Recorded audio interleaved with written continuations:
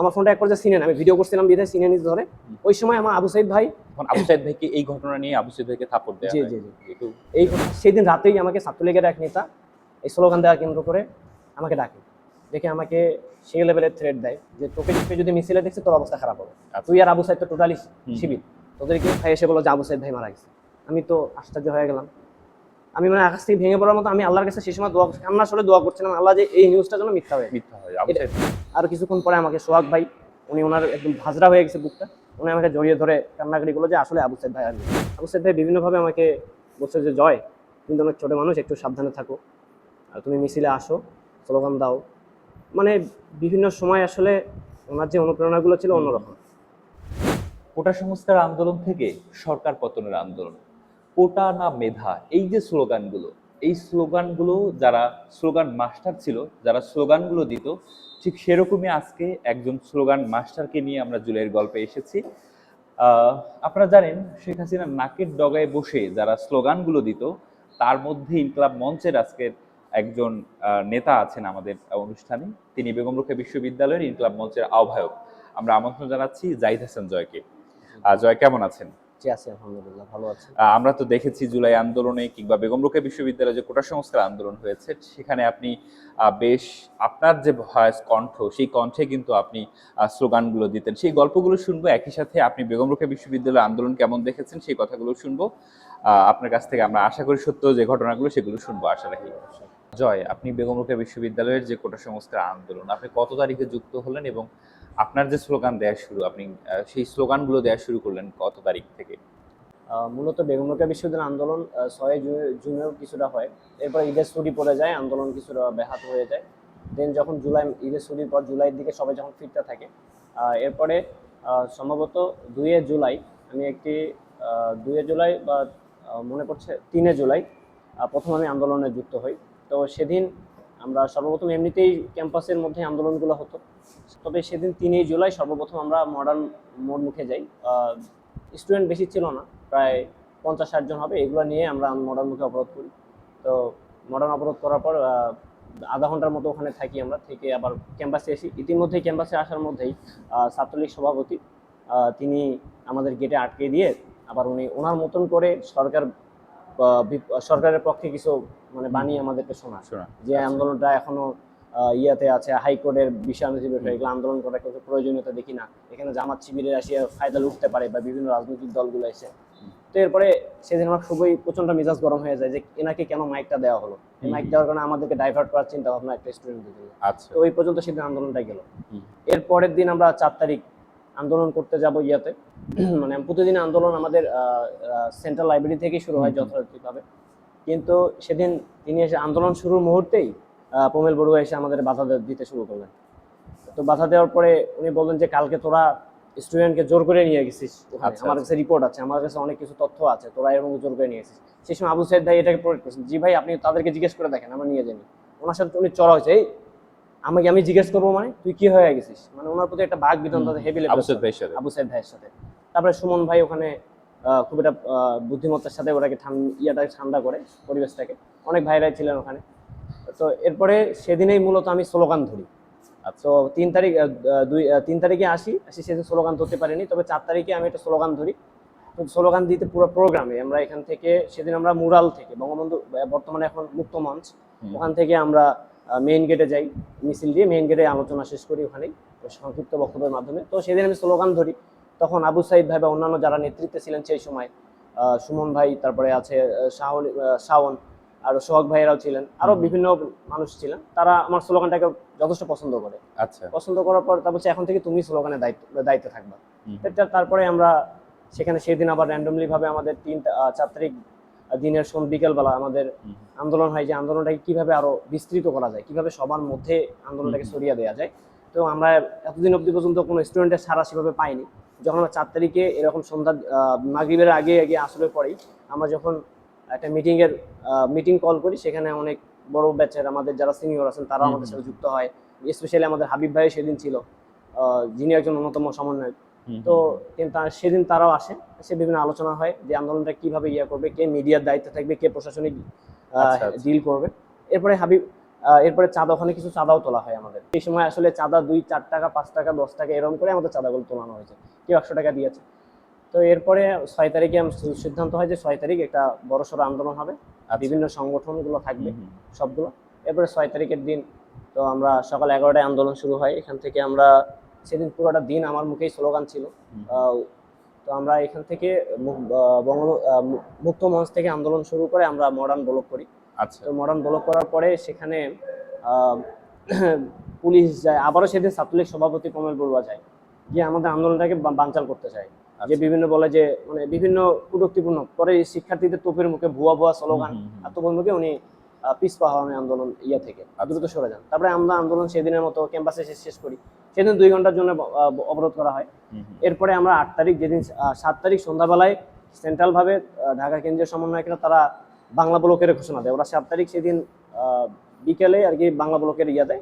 পরের দিন আমরা সকাল 11টায় আমরা বাংলা ব্লকের ঘোষণা দিই, এখান থেকে যে উত্তরবঙ্গ ব্লকেট করবো তার এই কর্মসূচি হিসাবে। আচ্ছা। আমরা সেদিন 8 তারিখে আমরা মূলত স্লোগান আবার ওইভাবেই আমরা আবার পূর্বের ন্যায় আমরা আন্দোলন শুরু করি। এর মধ্যে বিভিন্ন প্রশাসনিক চাপ থাকা সত্ত্বেও আমরা সেদিন 8 তারিখের আন্দোলনটা আমাদের সফলভাবে শেষ হয়। অনেক অনেক লোকজন সেদিন আমাদের আন্দোলনকে সমর্থন করেছিল, সবাই গিয়েছিল, ম্যাক্সিমাম স্টুডেন্টরাও গিয়েছিল। তারপরে আমরা সব থেকে ট্র্যাজেডিপূর্ণ এরপরে 10 তারিখেও সেম ভাবে আগে যেগুলো হবে এরকম ধারাবাহিকতা 10 তারিখ পর্যন্ত আন্দোলনে শুধু কমিল বড়ুয়ার হালকা বাধা ছাড়া আর কোনো বাধা আমাদের ওইভাবে আসেনি। তো জয়, আমরা তো আপনার কাছ থেকে প্রত্যেকটা দিনই স্লোগান শুনেছি। তো আপনি তখন একেবারেই নতুন, ক্যাম্পাসে এসেছেন কয়েকটা মাস হয়েছে, মাত্র 2 কি 3 মাস হয়েছে। তো এই সময়ের মধ্যে আপনি এত সাহস নিয়ে আপনার এই দরাজ কণ্ঠে আপনি কিভাবে এই স্লোগানগুলো দিচ্ছিলেন? আপনার তখন ভয় করছিল না কোনো? যে স্লোগান আমি আসলে ছোটবেলা থেকে স্কুলে স্লোগান দিতাম। স্কুলে আমি একটা মানে স্টুডেন্ট ক্যাবিনেট নির্বাচনগুলো ওখানে আমি একটা মানে নেতা হয়েছিলাম আর কি সেই সময়। তারপরে ইউনিভার্সিটি আসার পরে যখন এরকম কোঠা আন্দোলন চলে তো দেখছিলাম প্রথম দিন আসলে স্লোগানগুলো ওইভাবে স্টুডেন্টকে রিচ করতে পারছে না। আচ্ছা। প্রথম দিনে আমি 3 তারিখে আন্দোলনে যুক্ত হই। পরে 4 তারিখে যখন আমি দিলাম যে আসলেই অনেক ভালো লাগছে, সবাই রিচ করতে পারছে, সবাই আর কি আমি আন্দোলনের মোটিভটা চেঞ্জ হয়ে যাচ্ছে, তাদের ওটা উদ্যমী ভাব চলে আসছে আমার স্লোগানের মধ্যে। এরপরে আমি যখন এরকম স্লোগান দিতাম, স্পেশালি আমার একটা কথা মনে পড়ে যে 11 তারিখ আমরা যেদিন মানে বাংলা আবার পূর্ব ঘোষিত কর্মসূচির জন্য বিকাল 3টার দিকে আমরা আন্দোলনের ডাক দিই। সেদিন আমরা আসলে মুক্ত মঞ্চ থেকে যখন আমরা দেবদারু রোডে যাবো, ছাত্রলীগের বিভিন্ন বাধা ছিল, প্রক্টোরিয়াল বডি আমাদের বাধা দিয়েছিল, প্রশাসন নীরব দাস, আপনি গল্প শুনেছেন এগুলো। কিন্তু সেদিন আমার একটা কথা মনে পড়ে যায়, তো আমি যে স্লোগান দিচ্ছিলাম আমিও তখন প্রমেল বড়ুয়ার টার্গেট হয়ে যাই। সেই সময় ছাত্রলীগের সভাপতি, ছাত্রলীগের অন্যান্য নেতাকর্মী বাবুল ছিল, তাদের আমি পুরোপুরি টার্গেট হয়ে যাই। তো আমাকে বলছে তোকে আমরা দেখে নেবো এবার। আমার ওখান থেকে আমার কি মাইক্রোফোন কেড়ে নেওয়া হয়, দেন আমাকে মারপিট করা হয়। মারপিট করার পর আমার এক সময় আমার ফোনটা, যখন আমার ফোনটা ছিনিয়ে নিতে ধরছিল, আমার ফোনটা এক পর্যায়ে ছিনিয়ে আমি ভিডিও করছিলাম বিধায় ছিনিয়ে নিতে ধরে।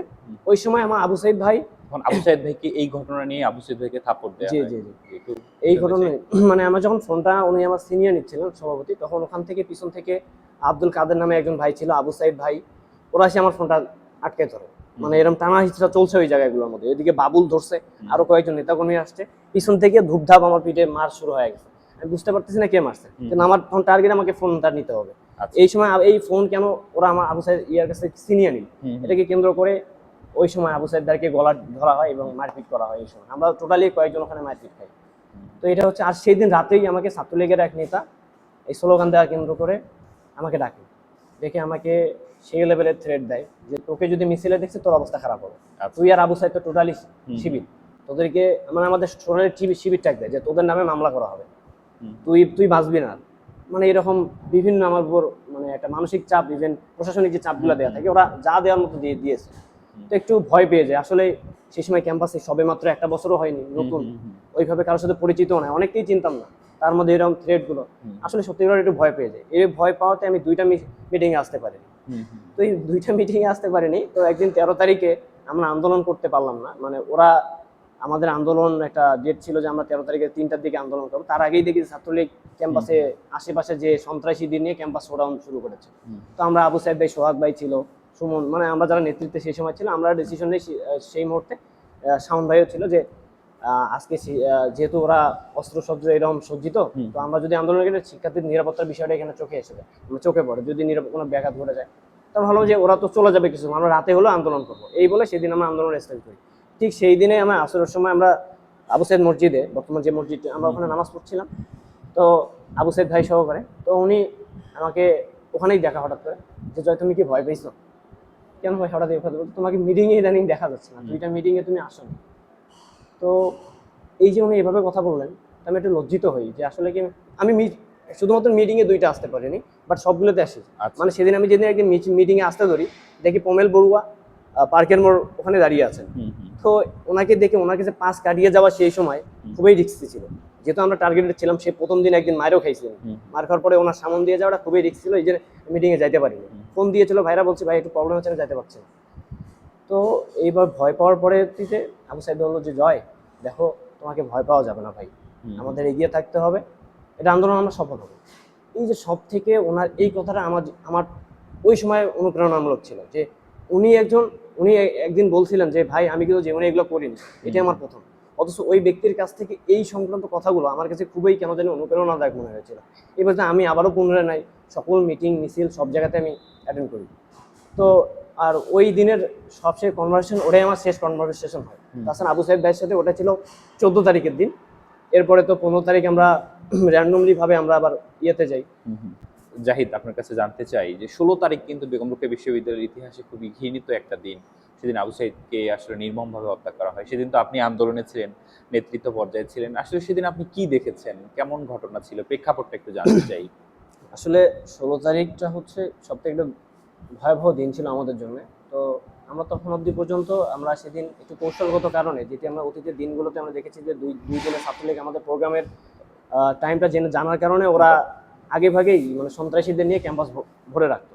তো সেদিন আমরা ডিসিশন নিই যে আসলে আমরা আন্দোলনের যে সময়সূচিটা এটা আমরা প্রকাশ করবো না, আগে আধা ঘন্টা আগে প্রকাশ করবো। এই জন্যে আমরা শুধু স্টুডেন্টরা আমাদের কাছে জানতে চেয়েছিল যে ভাই আন্দোলন কখন, কিন্তু আমরা কেউ আসলে তাদেরকে সঠিক ডেটটা দিচ্ছিলাম না। কখনো বলছিলাম বিকাল 3টায়, তারপরে আবার আসে বিকাল 2টায়। এরকম করতে করতে ছাত্রলীগ ওরা বুঝে উঠতে পারছিল না যে কখন আন্দোলনটা আসলে বের করবে। তারপরে একটা সময় শুনেছি 12টার দিকে আমরা খামার মোড়ে, যেহেতু ক্যাম্পাস সন্ত্রাসীদের ভরা, তো আমরা যখন খামার মোড়ে 12টার দিকে ঘোষণা আসলো যে খামার মোড় থেকে মিছিল বের হবে, তখন আমরা সবাই ওখানে সমবেত হই। ওখানে সমবেত হয়ে দেখি যে কারমাইকেল কলেজের এদিকে পুলিশ মোতায়েন করা ছিল এবং ছাত্রলীগের বিভিন্ন হলগুলো থেকে স্টুডেন্ট বের হতে দিচ্ছিল না, বিভিন্ন ইয়ে ছিল সেদিন। তো ওই সময় আমরা আবার ক্যাম্পাসমুখী যাত্রা করি। এই সময় আবু সাইদ ভাইয়ের সাথে ওই দিন আমার আসলে মিছিলে দেখা হয়নি। আর আমি যেহেতু সবসময় স্লোগান দিতাম, আমি যখন রিক্সার মিডল পয়েন্টে মাইকে থাকা লাগতো আমার, তো বাবু সাইদ ভাইয়ের সামনে ছিল। তো সেদিন র্যান্ডম কয়েকজন, সেদিন সবুর ভাইয়ের সাথে শুধুমাত্র দেখা হয়, আমি 12 ব্যাচ সোশিওলজি। তো উনি আমাকে বললো যে স্লোগান ধর, পরে আমি উঠে স্লোগান দেওয়া শুরু করলাম। ওভাবে আমরা লালবাগে ক্রস করলাম। শুনতেছিলাম যে লালবাগ থেকে নাকি আরো ফির স্টুডেন্ট আসতেছে, ওরা সহকারে আমরা ওখানে কিছুক্ষণ ওয়েট করে আমরা আবার ক্যাম্পাস মুখে অভিযাত্রা শুরু করি। এই আমরা গেটে 1 নং গেটে আসা মাত্রই আমাদের ইচ্ছা ছিল যে আমাদের ক্যাম্পাস ছাত্রলীগ মুক্ত করা, যে ওরা 2 দিন থেকে আমাদের আন্দোলন করতে দিচ্ছে না, আমাদের ন্যায্য দাবিগুলো করতে দিচ্ছে না। তো এই জন্য আমরা ক্যাম্পাসে ঢুকবো, কিন্তু পুলিশ আমাদের ক্যাম্পাসে বাধা দেয়। আচ্ছা, এরই এক পর্যায়ে বাকবিধানটা চলাকালে পুলিশ কোনো প্রকার পূর্ব নোটিশ ছাড়াই আমাদের টিয়ার সেল এবং গুলি ছোড়া শুরু করে দেয়। এবার আমরা তো ছত্রভঙ্গ হয়ে যাই। আমি টিয়ার সেল আমার চোখে মুখে এসে যায়, আমি পানির জন্য দৌড় ছুটছি। তো এদিকে এসে আমি আসলে একটা পার্কে, আমার মসজিদের সামনে একটা টিউবওয়েল ছিল, ওখানে পানি টানি দিই, অনেক ভাইরা হেল্প করে। ওদিকে তারই মধ্যে শুনতে পারি যে আবু সাইদ ভাই গুলিবিদ্ধ হয়ে গেছে। তো তারপরে তো পুলিশের সাথে আমাদের বিপুল পুলিশ এবং ছাত্রলীগের সাথে ধাওয়া পাল্টাও চলতে থাকে প্রায় ঘন্টাখানিক পরে। ঘন্টাখানিক হওয়ার পরে আমি আসলে গেটের সামনে বসে আছি। অনেকে ভাবছিল যে কি ব্যাপার জয়, আপনি গুলি খেয়েছেন নাকি, মানে ওরা ভাবছিল যে আমার কিছুটা দাড়ি ছিল সেম। ওরা অনেকেই এরকম, একজন ইকোনমিক্সের 11 ব্যাচের ভাই এসে আমাকে বলছিল যে জয়, আমি ভাবছিলাম তুমি মনে হয় হঠাৎ মারা গেছো, এরকম মনে হয়েছিল তুমি মনে হয় গুলি খেয়েছো। পরে নিউজটা সঠিকভাবে দেখার পর দেখি না। এরপরে আমাকে এক ভাই এসে বললো যে আবু সাইদ ভাই মারা গেছে। আমি তো আশ্চর্য হয়ে গেলাম। আমি মানে আকাশ থেকে ভেঙে পড়ার মতো আমি আল্লাহর কাছে সেই সময় কান্না সরে দোয়া করছিলাম, আল্লাহ যে এই নিউজটা যেন মিথ্যা হয়, আবু সাইদ মারার জন্য না হয়, এটা যেন মিথ্যা নিউজ হয়। তো ঠিক আরো কিছুক্ষণ পরে আমাকে সোহাগ ভাই, উনি ওনার একদম ভাজরা হয়ে গেছে বুকটা, উনি আমাকে জড়িয়ে ধরে কান্নাকাটি করলো যে আসলে আবু সাইদ ভাই আর নেই। সেদিন আমাদের অবস্থা খুবই ছিল। ওই সময় আমাদের কি করব একদম কিং আর কি করতে হবে বুঝতে পারছিলাম না আমরা। তো তারপরে আবারও আমরা তখন আবারও একটা উদ্যমে শুরু, তখন আমরা আবার সবকিছু শোক ভুলে গিয়ে আমরা আবারও গড়জড়ি, তখন আমরা ক্যাম্পাস মুখোমুখি যাত্রা শুরু করে দেয় স্টুডেন্টরা। তো ছাত্রলীগ আসবে, তখন দেখি ইতিমধ্যে ছাত্রলীগ ক্যাম্পাসে আর নেই। তারপরে পুলিশও ক্যাম্পাস ছেড়ে চলে যায়। এরকম সেই দিনটা সব থেকে ভয়াবহ এবং অনেক মানে ধাওয়া পাল্টা ধাওয়ার মধ্যে দিয়ে চলতে থাকে। জয়, আপনি তো আবু সাইদ ভাইয়ের সহযোদ্ধা, একসাথে আপনারা আন্দোলন করেছেন লম্বা সময়, আপনাদের মিটিং এ কথা হতো। আবু সাইদ ভাইয়ের সাথে তো নিশ্চয়ই আপনার কোনো স্মৃতি আছে, মধুর কোনো স্মৃতি থাকলে অবশ্যই জানতে চাই। আসলে আবু সাইদ ভাইয়ের সাথে আমার পূর্বে কখনো পরিচিত হয়নি, যেহেতু আমি ক্যাম্পাসে একেবারেই জুনিয়র ছিলাম সেই সময়। তো আমি যখন আন্দোলনে যুক্ত হই, ওই স্লোগানের পরে ভাইয়ের সাথে পরিচয় আমার। উনি তখন আমাকে জিজ্ঞেস করে তোমার বাসা কোথায়, মানে বিভিন্ন আমরা যখন প্রথম যে ইয়েটা হয়, জোরে বলুন। প্রথম যে আর কি পরিচয় পর্বটা আমি ওখান থেকে শিখে যাই। তারপরে আবু সাইদ ভাই বিভিন্নভাবে আমাকে বলছে যে জয়, তুমি তো অনেক ছোটো মানুষ, একটু সাবধানে থাকো, আর তুমি মিছিলে আসো, স্লোগান দাও। মানে বিভিন্ন সময় আসলে ওনার যে অনুপ্রেরণাগুলো ছিল অন্যরকম। আমি তো একটু আগেই বললাম যে উনি কখনো নাকি এগুলো তো করেননি, কিন্তু তারপরেও আমাদের কেন জানি একটু উদ্বুদ্ধ করার মতো একটা ক্ষমতা ছিল ওনার। ওনার সব থেকে ভালো লাগতো যে উনি টিউশনি করার পরে আমি দেখেছি অনেক ভাইরা আমাদের চাঁদা তোলার সময় চাঁদা দিতে পারতো না, কিন্তু উনি টিউশনি করা সত্ত্বেও আমাদের আন্দোলনের চাঁদা দিয়েছে, আমাদের যে মাইক ভাড়ার যে ক্ষেত্রে যেগুলো চাঁদা। তারপরে ওনার টিউশনি থাকা সত্ত্বেও উনি টিউশনি মিস করে, এমনও সময় ছিল টিউশনি মিস করে আমাদের মিটিংগুলোতে উনি অ্যাটেন্ড করতেন। মাঝে মাঝে 2-1 দিন থাকতে পারতেন না টিউশনের কারণে, তারপরে উনি কখনো মিস দিয়ে থাকতেন। একদিন সুমন ভাই ওনাকে এরকম ছেড়েও দিয়েছিল যে মানে একটু বলেছিল রাগান্বিত ভাবে যে ভাই আপনি যদি না থাকেন কিভাবে হবে, বলছে ভাই টিউশনে আমাকে ভাত দেয় রে, ওখানে যাইতে হবে। তো এই স্মৃতিগুলো আমাদের কাছে এখনো সব থেকে মানে মধুর, মানে কানে বাজে সবসময়, যে যে ব্যক্তিটা এত কষ্ট করার পর আমাদের আন্দোলনকে সমর্থন দিয়েছে। ইভেন যে কোনো মিছিল মিটিংয়ের ক্ষেত্রে ওনার অগ্রগামী ভূমিকা ছিল অন্যরকম। ওনার যখন আমাদের মিছিলগুলো বের হতো, যে ওনার যে নেতৃত্ব একটা অন্যরকম, যে এই তুই সামনে আসছিস কেন, সরে যা, মিছিল সোজা করে, লাইন সোজা করে। হ্যাঁ, মানে বিভিন্ন জায়গায় মিডিয়া কে কি করছে, তারপরে মিটিংয়ে কে কে আসো না ভাই, কেন আসতেছিস না, কি হচ্ছে, মানে বিভিন্ন তদাগরিতে ওনার যে নেতৃত্বটা ছিল একটা অপরিসীম নেতৃত্ব আমাদের জন্য, এবং আমাদের অনুপ্রেরণাও ছিল উনি। আর সর্বক্ষেত্রে বলবো যে একটা সুন্দরতম সময় কাটিয়েছিল, মানে ওই সময়টা একটা সুন্দর সময় ছিল, স্মৃতিময়। তারপরে যে এরকম মর্মান্তিক ঘটনা পরে আমরা সত্যিকার অর্থেই খুবই সুখাহত একদম বলা যায়। আসলে তারপরে তো আবু সাইদ ভাই মারা যাওয়ার পরে আমার 17 জুলাই গায়েবে, সারা দেশব্যাপী গায়েবে জানাজা করা হয়। আমরা 2 নম্বর গেটের ওখানে গায়েবে জানাজা করি। তো ওই সময় দেখি যে আমাদের প্রথম সাথে কয়েকজন আছে, সেদিন আসতে পারেনি, ওরা আর কি বিভিন্ন চাপের কারণে আসতে পারেনি, শুধুমাত্র আমি আসছিলাম সেদিন প্রথম সারির মধ্যে যারা নেতৃত্ব দিয়েছিল। তো আমি এসে প্রথম কাতারে দাঁড়াই, তো এক ভাই আমাকে চিনে যে আবু সাইদের সহযোদ্ধা আসছে, উনি আমাকে মাইক ধরতে দেন যে আপনি কিছু কথা বলেন। তখন আমি কথা বলি, কথা বলার এক পর্যায়ে আমি সবার কাছে আহ্বান জানাই যে আবু সাইদ যে চত্বরটা ওটা যেন আবু সাইদ চত্বর করা হয়, মানে পার্কের মোড়টাকে 1 নং গেটকে যেন এটা প্রস্তাব রাখি আর কি। তো এক পর্যায়ে আমি যখন বক্তব্য দিয়ে মানে যখন লাইনে আসি, আবার যখন বিক্ষোভ মিছিল শুরু হয়ে যায় গায়েবে জানাজার পরে, এক ভাই আমাকে, বড় ভাই আমাকে থ্রেড মানে একটু এভাবে বলে যে আপনি কেন সামনে গেছেন, দেখতে পাচ্ছেন আজকে আপনার নেতৃত্ব হিসেবে কেউ নেই, আজকে ভয়াবহ দিনে মানে আপনি কেন সামনে, এটা তো আপনার জন্য খুবই ভয়াবহ। এটা প্রচন্ড লেভেলে, আমি ছোট মানুষ হিসেবে আমি এটা নিতেই পারিনি, এতটা ভয় পেয়ে গেছিলাম। এরপরে কিছুক্ষণ পরে মানে ডিবি থেকে, বিভিন্ন প্রশাসনিক থেকে, তারপরে ডিজিএফআই, বিভিন্ন জায়গা থেকে ফোন কল আসা শুরু হয়ে যায়। সত্যিকার তো সেদিন একটু ভয় পাওয়ার মতো অবস্থা হয়ে যায়।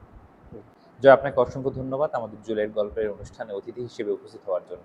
আপনাকেও ধন্যবাদ আসলে আমাকে এখানে আমন্ত্রণ জানানোর জন্য।